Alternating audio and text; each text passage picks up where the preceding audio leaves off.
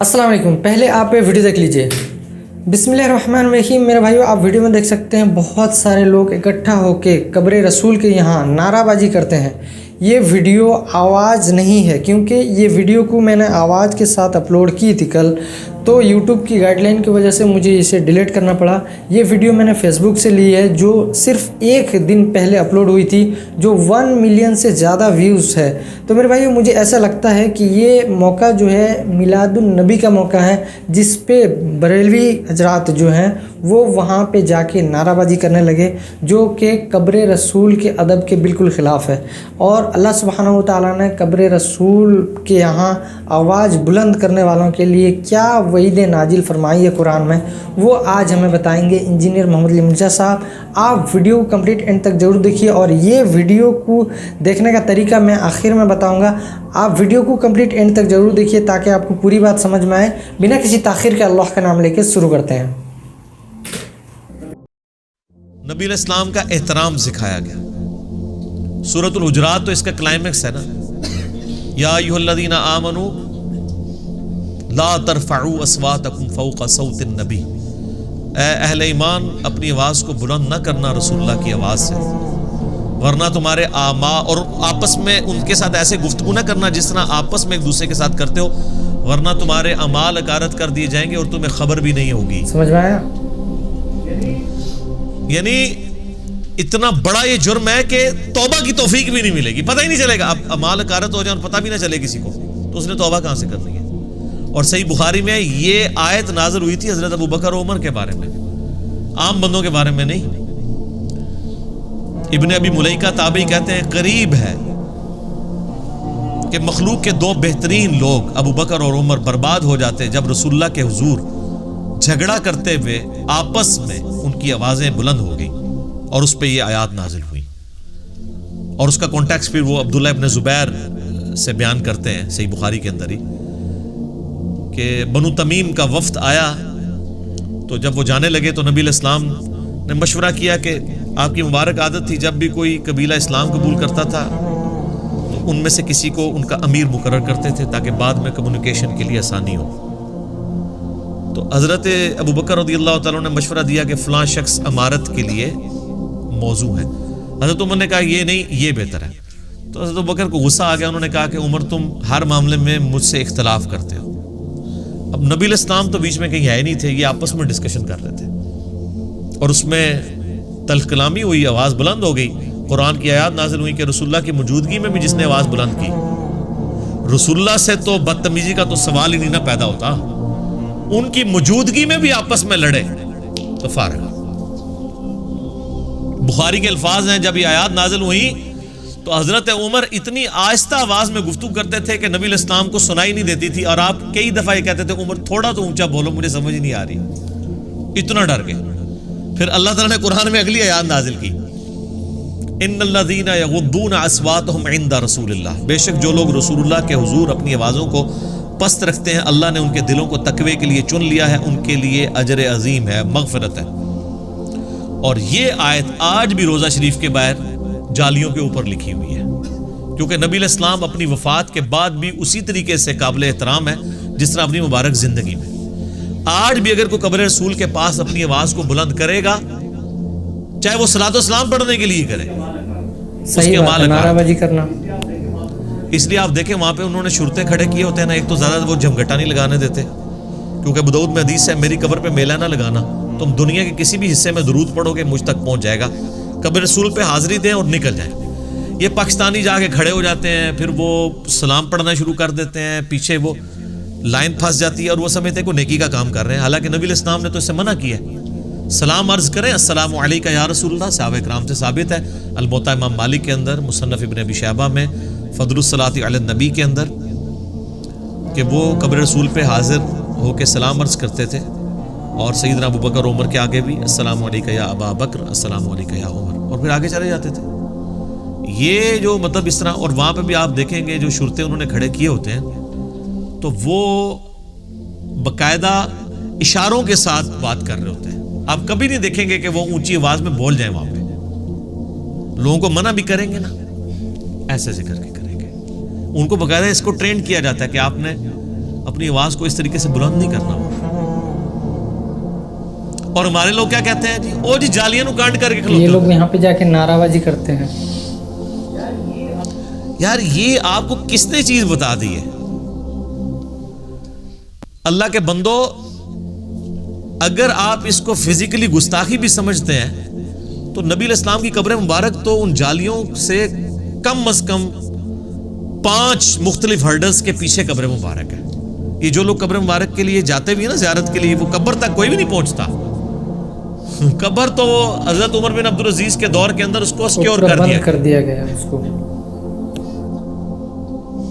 وہ ایک ڈیٹیل یعنی ہے، وہ حجرہ عائشہ کی دیوار گر گئی تھی، صحیح بخاری کے اندر آتا ہے. یہ نور الدین زنگی والا واقعہ تو کہانی بنایا ہوا ہے انہوں نے.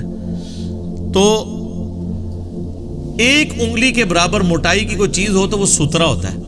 اگر آپ سترا اپنے سامنے رکھ لیں 1 فٹ 1.5 فٹ اونچا اور 1 انگلی جتنا موٹا، تو آپ تو نمازی کے آگے سے بھی گزر سکتے ہیں، کیونکہ نمازی کے آگے سے گزرنا وہ شمار نہیں ہوتا سترے کی پرلی طرف سے گزرے. تو جو قبر مبارک کی طرف اگر پیٹ کر کے کھڑے بھی ہیں تو جالیوں کا سترا ہے، یلو جالیوں کا سترا ہے، اس کے پیچھے گرین جالیوں کا سترا ہے، اس کے پیچھے کئی سترے ہیں. تو نبی علیہ السلام کو کمر کہاں سے ہو رہی ہے؟ ورنہ تو اب ہم جہاں پہ بھی بیٹھیں گے تو پاکستان میں تو جب امام مسجد سلام پھیر کے پبلک کی طرف منہ کرتا ہے، تو پاکستان میں تو مدینہ شریف اور مکہ شریف آلموسٹ ایک جتنے اینگل کے اوپر ہے، تھوڑا سا ہی فرق ہے، کیونکہ اتنے دور جب آئیں گے تو آپ کو چند ڈگریوں کا فرق ہے. تو سارے یہ جو عاشقان رسول ہے یہ بھی کمر کر کے روضہ شریف کی طرف بیٹھے ہوتے ہیں. تو یہاں سے نہیں کمر ہو رہی، کہتے ہیں دور ہے. دور نزدیک والا کیا معاملہ ہے؟ کمر تو ہو رہی ہے اگر آپ کی ڈاکٹرین مان لی جائے. تو وہاں سے بھی سترا تو ہے. تو یہ چیزیں نوٹ کر رہے ہوتے ہیں. کانڈ کی تھی ہے جی انہوں نے. تو تھوڑی بزرگیاں نو چٹنا ہے جڑے کانڈ کر کے کھلوتے نا ٹاؤ نا انہوں نے کتنے کے تھوڑے بزرگ نگاہ مارنے والے آون نا. وہ جی مامے کعبہ گستاخ ہے، وہ پیچھے نماز نہیں ہوتی. تو سر مامے کعبہ کو اٹھائے نا، وہ غوث وقت کدھر غائب ہے؟ آئے نا نگاہ مار کے اٹھائے اور خود کھڑا ہو وہاں پہ. سب کہانیاں کرائی ہوئی ہیں. ٹھیک ہے، تو یہ تو میرا فیوریٹ ٹاپک ہے، میں اور طرف چل پڑوں گا. ٹھیک ہے، تو بس ہم اس پہ یہی ریکویسٹ کر سکتے ہیں کہ مرنے سے پہلے اے مسلمان کر لے اس پہ غور. کتابوں کا خدا اور ہے، بابوں کا خدا اور. آپ دیکھ لیں ہر چیز کتابوں میں ڈیفرنٹ ملے گی. تو اللہ تعالیٰ ماتا ہے کہ رائنا مت کہو، انظر نہ کہو، اور بات غور سے سن لیا کرو. اور کافروں کے لیے دردناک عذاب ہے. ما یود الذین کفروا من اہل الکتاب، اہل کتاب میں جو کافر ہیں وہ کبھی بھی نہیں یہ چاہیں گے، ولا المشرکین، اور نہ ہی مشرک، ان ینزل علیکم من خیر، کیا مسلمانوں تم پہ کوئی خیر کی بات نازل ہو.